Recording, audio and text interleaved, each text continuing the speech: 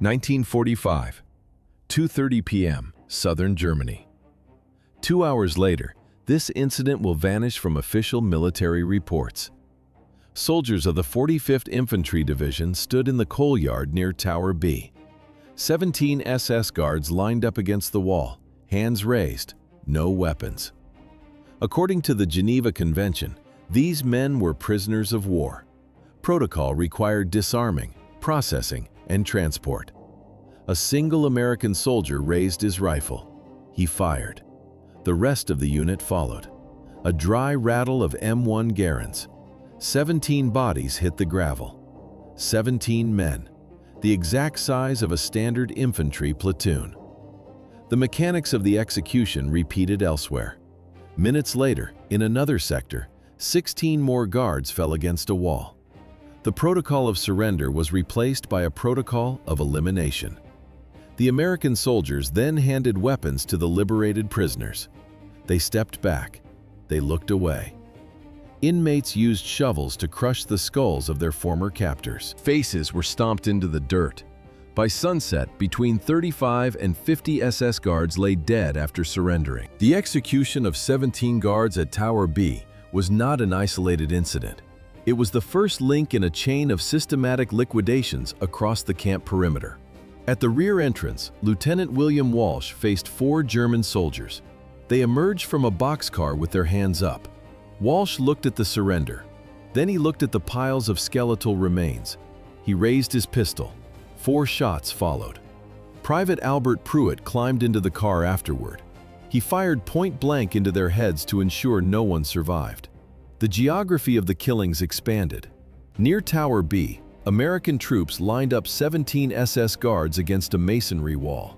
These men had fired on the Americans minutes earlier. Now they stood still. A machine gun opened fire. 17 bodies hit the dirt. Was this a coordinated command? No. It was a spontaneous breakdown of the military hierarchy. In the camp coal yard, the scene repeated. Soldiers lined up another 16 guards. The execution was methodical. Total documented deaths in these 2 spots reached 33 men. Lieutenant Colonel Felix Sparks heard the rhythmic cracks of rifle fire. He reached the coal yard as the barrels were still smoking. Film evidence shows Sparks with his left hand raised high.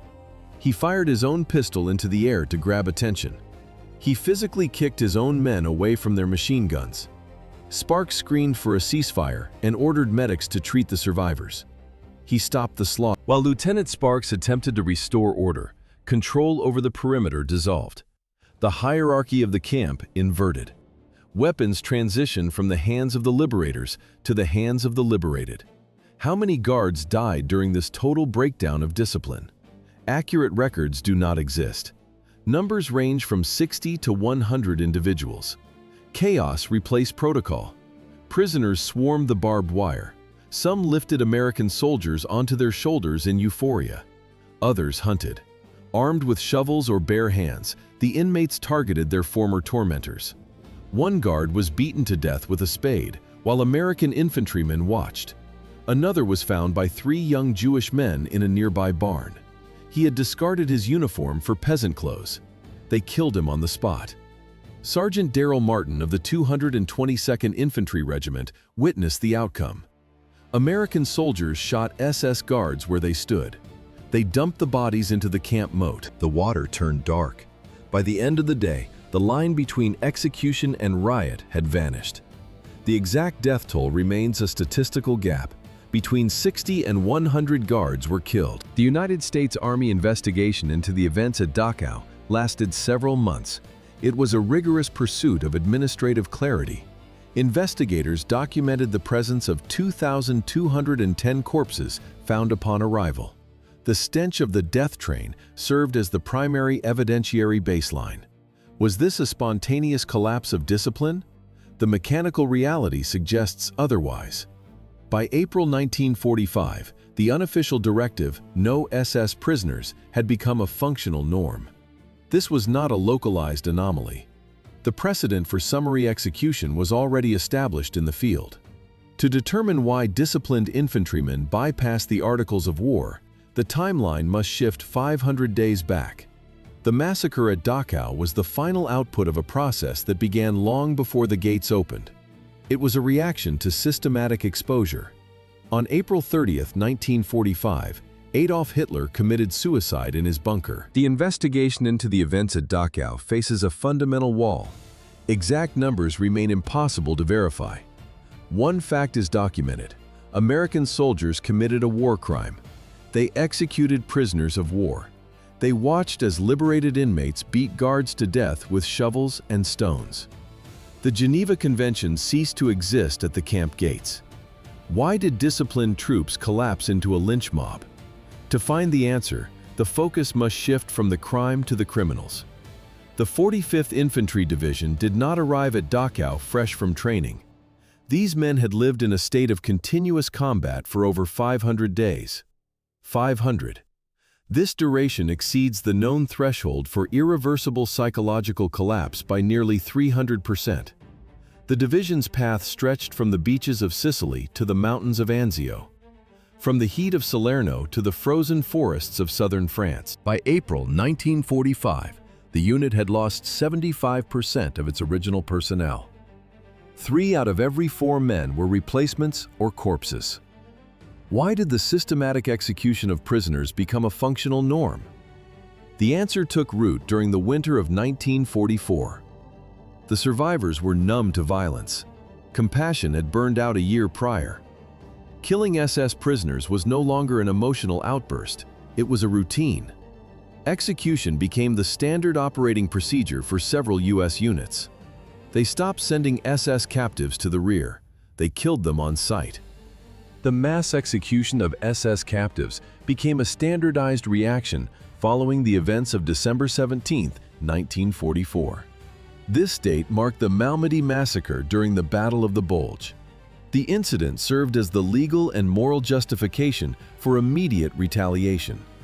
Battery B of the 285th Field Artillery Observation Battalion encountered a camp group near the Belgian town of Malmedy. These were not frontline infantry, but rear-echelon artillery spotters. 113 Americans surrendered after a brief skirmish. They were disarmed. They were moved to a snow-covered field at the Bagnères crossroads. The soldiers stood in the cold, smoking and talking. Some kept their hands on their helmets to signify surrender. They expected a march to a prisoner camp. Contrast, they stood waiting for the protocol of captivity. They received a synchronized burst of machine gun fire. Joachim Peiper commanded the overall unit, but Major Werner Pochke issued the direct order. At 4 p.m., Pochke told a sergeant, "You know what to do with the prisoners." The SS opened fire. 84 American prisoners of war died in that field. SS troops walked among the piles of bodies. They looked for movement. They finished survivors with single shots to the head. The news did not stay in the Ardennes. Word of the massacre reached every private in the Allied lines. Survivors provided detailed accounts of the slaughter. Stars and Stripes, Yank magazine, and Life magazine published the story. Anger replaced shock. In some units, the unofficial directive became absolute: no SS prisoners. Information about the massacre spread through the entire press corps. Official regulations prohibited the execution of prisoners. On the ground, commanders issued a different directive. The 328th Infantry Regiment codified this shift. Their orders were explicit: take no Waffen-SS or paratroopers alive. Kill them on sight. This was not a localized breakdown of discipline. It was a tactical protocol. January 1st, 1945, Chinon, Belgium. Soldiers from the 11th Armored Division lined up 80 captured German troops. They opened fire with machine guns. Sergeant John Faig watched as his comrades marched more prisoners up the hill. They joined the others in the snow. They were executed systematically. The 90th Infantry Division followed the same pattern. By late December 1944, the killings became so frequent that headquarters intervened. They issued express orders to stop the executions. The practice continued regardless. By April 1945, killing SS prisoners had become routine. It was expected. It was justified. The troops reached the gates of the camp and stopped. Before them sat the death train. They counted 2,310 corpses. By April 29, 1945, the Allied advance toward Munich had reached its final stage. Leading elements of the 7th Army moved fast. They aimed for strategic hubs, unaware that a massive complex sat directly on their flank. To the soldiers on the ground, this was another day of logistics and maneuver. The Eastern Front had already revealed the scale of the machinery. Soviet troops had liberated Auschwitz, Majdanek, and Treblinka months prior. In the West, the Americans had recently entered Buchenwald and Ohrdruf. They had seen the walking skeletons. They had seen the mass graves. Yet the scale of the camp system remained a series of isolated shocks rather than a mapped reality. Dachau stood apart from the tactical objectives of the day. It was not a primary target of the offensive. It was an accidental discovery during the final collapse of the German lines. The camp had operated since March 1933. It was the first concentration camp in the Nazi system. The facility opened on March 22, 1933. It was a prototype for the entire Nazi system. Initially, the gates closed behind political opponents, communists, and socialists. Within years, the site transformed into a factory of biological destruction. Who guarded this hell? 560 recruits and ethnic Germans. Most were Hungarian Volksdeutsche, conscripted into the SS only weeks prior. The camp functioned as a technical blueprint for mass murder. By April 1945, the main perimeter held 30,000 prisoners. Another 37,000 occupied 169 subcamps across southern Germany. Starvation was the primary tool. Typhus and tuberculosis did the rest. 41,500 documented deaths. The daily mortality reached 200 people. This matches the death rate of a medieval plague.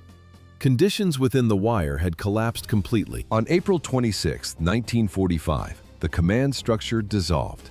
Commandant Martin Weiss fled the site. Most senior SS officers followed. They left the inexperienced conscripts to manage the chaos as American forces closed the distance.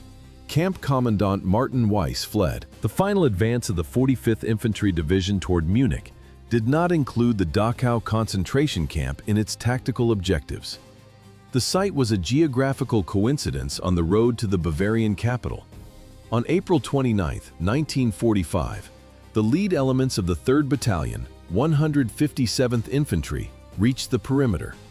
Their first contact with the facility occurred at a railway siding. 39 boxcars stood on the tracks under the open sky. They had remained there for several days. A soldier approached the heavy wooden door of a wagon. He slid it back. Inside, corpses were piled in layers, reaching the ceiling. The soldier turned away and vomited. The scent of decomposition hit the lungs before the eyes could process the scale. In these cars lay 2,310 bodies. They were prisoners from Buchenwald, transported toward Dachau during the final week of the war. The SS had provided zero rations. No water reached the interior. Most died of dehydration and exposure, while guards shot those who attempted to break out. The visual details defied previous combat experience. Deep grooves marked the interior of the wagons, where starving men had used their teeth to gnaw on the wood. Skeletal remains filled the floor, with every rib and joint visible through paper-thin skin. Faces were frozen in the final muscular contractions of agony. Journalist Marguerite Higgins noted that the survivors inside the camp, numbering over 30,000, had simply lain down to die, indifferent to the presence of guards. But the train was the catalyst for the infantry. Lieutenant Colonel Felix Sparks later stated that his men, veterans of 2 years of continuous combat, found this specific horror impossible to stomach. The railroad cars were loaded with piled cadavers. Beyond the gates, the visual shock shifted into a total sensory assault on the nervous system. Sunday, April 29th, a warm spring day. The soldiers of the 45th Division expected a military objective. They found a biological wasteland. Prisoners surged forward in a wave of ragged stripes. They grabbed the Americans. They hoisted the GIs onto their shoulders, weeping and embracing their liberators. From the crowds, secret flags appeared: Polish, Russian, French. prisoners had sown them in the shadows, waiting years for this specific hour. The Americans did not cheer. They stood frozen. A thick, sweet stench of decay hung in the stagnant air. It was a physical weight, the smell of human waste, typhus, and rotting flesh. 10,000 corpses lay unburied across the camp grounds. The crematorium had run out of coal. The killing had not stopped, but the disposal had. Lieutenant William Walsh looked past the celebrating survivors. He saw the barracks. Bodies were stacked like cordwood in the corners. Skeletal remains lay scattered across the assembly square, decomposing under the April sun. Walsh turned away from the crowd and walked toward the rear entrance. Behind the mountain of corpses, the SS attempted a final bureaucratic maneuver. They sought a surrender by the book. They wanted a protocol, but the protocol no longer existed. At the main entrance, the iron gates displayed the slogan, Arbeit macht frei, work sets you free. Underneath this sign, Victor Maurer of the Red Cross stood waiting. He had spent the morning negotiating with the camp administration. His report noted approximately 100 SS guards remained on site. Most had stacked their weapons. Only the snipers in the watchtowers kept their rifles aimed. Maurer approached the arriving American officers with a precise plan. He proposed taking 50 men to relieve the guards immediately. Why was he in such a hurry? 42,000 inmates waited inside the wire. Most were starving. Many carried typhus. The camp was a biological time bomb. Brigadier General Henning Linden, assistant commander of the 42nd Infantry Division, arrived to formalize the handover. He accepted the surrender. He followed the military code, but the reality of the camp ignored his rank. The first American boots crossed the threshold. The prisoners saw the olive-drab uniforms. They surged forward in a human wave. The officers shouted orders, but the sound was drowned out by thousands of voices. The situation slipped away from the generals. Control vanished as the gates opened. The professional composure of the German officers became the final irritant. American soldiers stood in the mud. They were covered in the grime of 500 days of combat. Across from them stood the SS guards. Their uniforms were pressed. Their boots were polished. They looked healthy. They looked obscene. Lieutenant Colonel Felix Sparks later analyzed the psychological breakdown. The contrast was too sharp. The smell of the death train still hung in the air. For the Americans, the sight of well-fed executioners was the final trigger. Logic failed. Experience took over. What caused the collapse of discipline? The answer lies in a lethal formula: exhaustion, the memory of the Malmedy Massacre, and the visual trauma of the train. It was a systematic shift from soldiers to executioners. The summary killings began. Rules of engagement vanished in the coal yard. On May 3, 1945, the official record confirmed the breach. The execution of surrendered guards constituted a direct violation of the Geneva Convention. The official record began 4 days after the liberation. On May 3, 1945, the bureaucratic machinery of the 7th Army shifted into gear. Statements from witnesses replaced the sound of gunfire. What were the specific charges? The list was precise. 4 German soldiers executed in a boxcar by Lieutenant William Walsh. A coup de grace delivered by Private Albert Pruitt. Mass executions at the Coal Yard and Tower B. Lieutenant Colonel Joseph Whitaker took charge of the investigation. As the Assistant Inspector General, he transformed the chaos into a formal file, the IG report. Whitaker's process was mechanical. He sat in temporary offices. The dry clack of a typewriter recorded the names of the dead and the accused. He spread out photographs on wooden tables. He mapped the positions of the bodies. He interviewed the survivors. The findings were definitive. At least 21 SS guards were killed after surrendering. Many more were wounded. Based on these facts, the military prepared court-martial charges against Lieutenant Colonel Felix Sparks and several of his subordinates. The legal trap was set. Then, the intervention. General George Patton had recently assumed the role of military governor of Bavaria. He reviewed the Whitaker report. He looked at the evidence of the Coal Yard Massacre. Patton dismissed every single charge. General Patton ordered the destruction of the initial charge sheets. The Whitaker Report survived as a bureaucratic artifact. It documented a systematic failure of discipline. Investigators gathered physical evidence and took sworn testimony from hundreds of witnesses. They built a case based on forensic precision. Why did this specific incident trigger a formal investigation while others vanished? Documentation. Unlike other liberations, Dachau was a media event. Signal Corps photographers captured the coal yard executions on film. The massacre existed as a physical record. This transparency stood in stark contrast to the decades of silence that followed. In 1945, the Army finished the report. Then they buried it. The Whitaker Report remained classified for 46 years. It sat in the National Archives, inaccessible to the public. Historians gained access only in 1991. The documents revealed a deliberate decision to bypass the military justice system. Legal analysis confirmed that American soldiers executed prisoners of war. These actions met the technical definition of a war crime. Colonel Charles Decker provided the definitive legal bypass in late 1945. As an acting deputy judge advocate, his task was to evaluate the executions. His conclusion ignored the strict text of the 1929 Geneva Convention.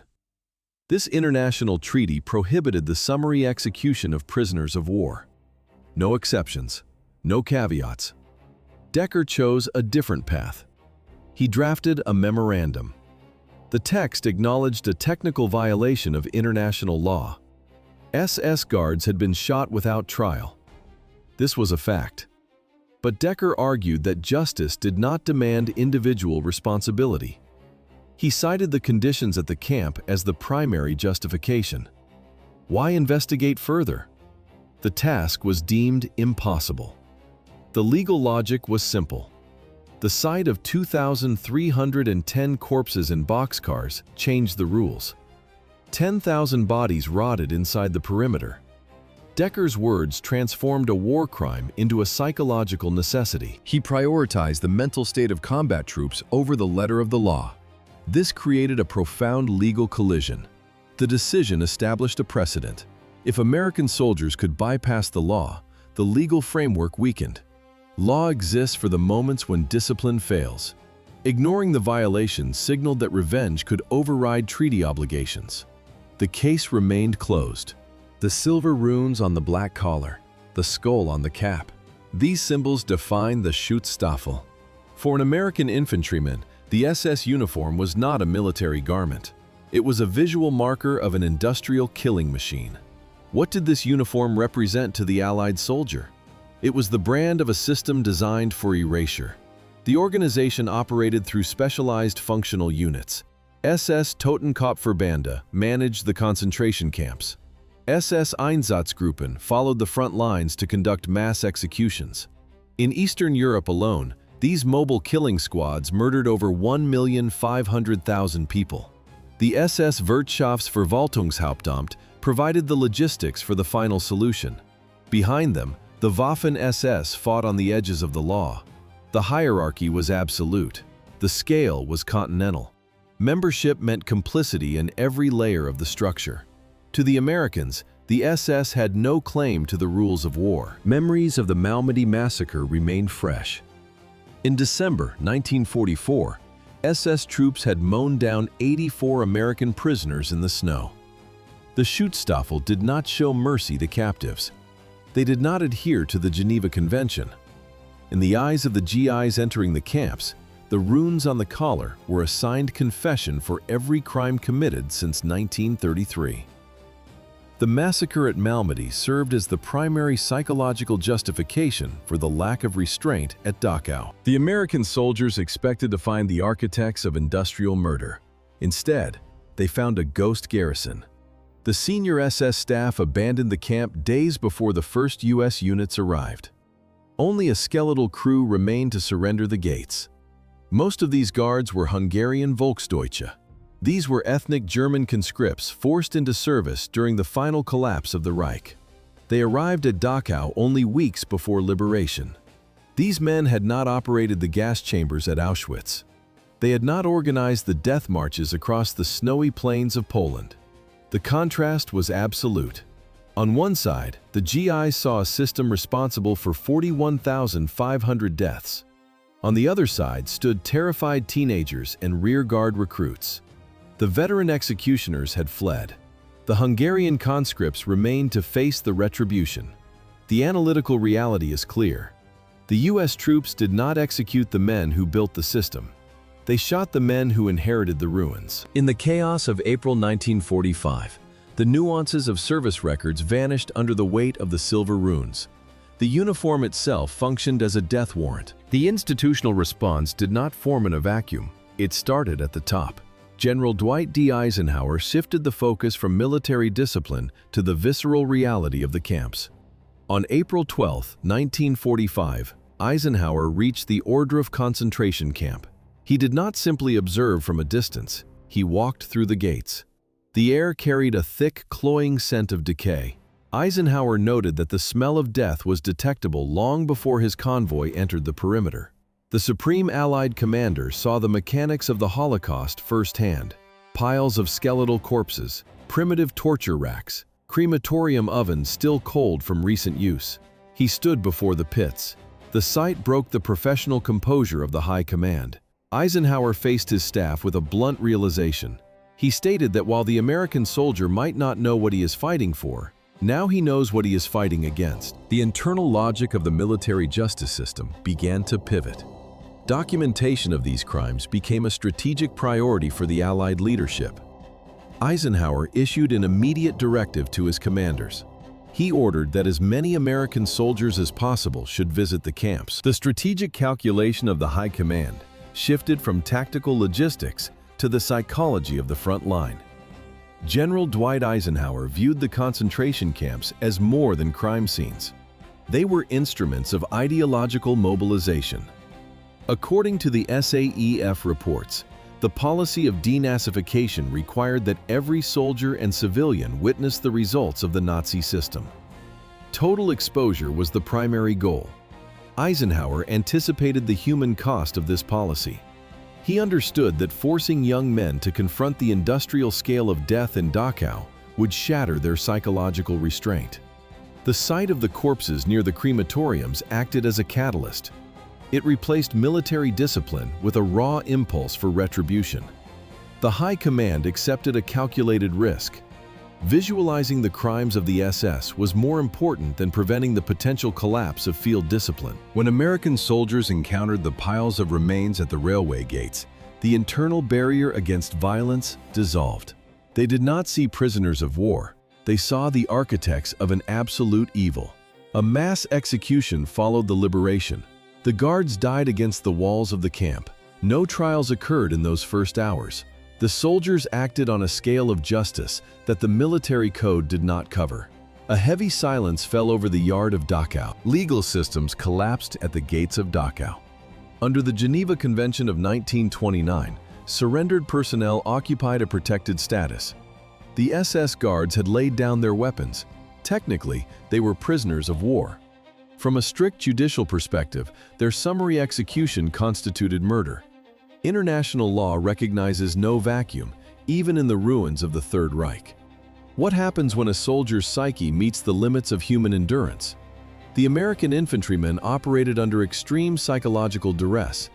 They had transitioned from a standard combat environment into a landscape of industrial slaughter. For the soldiers, the line between military discipline and visceral revenge vanished. Logic failed. Emotion took over. The liberation of the camp acted as a catalyst for a total breakdown of the chain of command. Perspective defines the crime. For the liberated prisoners, the deaths of their tormentors represented the only functional form of justice. For historians, the event remains a documented war crime born of an inevitable collapse. Most soldiers maintained their professionalism, some did not. The American military command eventually weighed the trauma of the witnesses against the letter of the law. They reached a final tally of 0. The decision to grant total immunity to the American soldiers required a specific logistical and moral justification. This lack of prosecution creates a clear legal paradox. One side faced a global tribunal. The other received a silent pardon. The scale of the events demands a statistical audit. On one side of the ledger, 35 to 50 guards died in a single afternoon. On the other, the records of Dachau list 41,500 victims. A single column of 50 men stands against a wall of 6 million. The visual disparity is absolute. Imagine a single pair of leather boots. Now imagine a mountain of them, tens of thousands high, filling a warehouse. The weight of the leather alone would crush the floor. The math is precise. 50 deaths represent less than 0.001% of the Holocaust's total volume. This is not a matter of morality. It is a matter of magnitude. One event was a localized collapse of discipline, a sudden spike on a graph. The other was an industrial process. It required specialized architecture, dedicated railway schedules, and a permanent bureaucracy. Premeditation changes the legal classification. The American soldiers acted in a spontaneous state of shock. The SS operated a sustained mechanism of extermination for 12 years. The military investigators concluded that a breakdown in the chain of command does not equal a state policy of genocide. April 29, 1945, remains the final chronological marker for the events at Dachau. On this day, the liberation of the camp transitioned into the largest confirmed execution of prisoners of war by the United States Army in the European theater. The official record confirms the death of 35 to 50 SS guards. The legal machinery followed the violence. Military investigators documented the scene. They identified the shooters. They categorized the act as a violation of the Geneva Convention. However, the American judicial system chose an unconventional path. General Patton eventually ordered the destruction of the evidence. The decision rested on a specific interpretation of the law. Prosecutors analyzed the mental state of soldiers who had just discovered 41,500 corpses. The final report reached a paradoxical conclusion. The investigators stated that prosecuting these men would be against justice and equity. Systemic forgiveness replaced legal retribution. The Army did not endorse the killings, but it refused to punish the killers. This created a permanent historical precedent where the trauma of the witness outweighed the letter of the law. The massacre became a footnote in the victory. Captured SS guards were shot.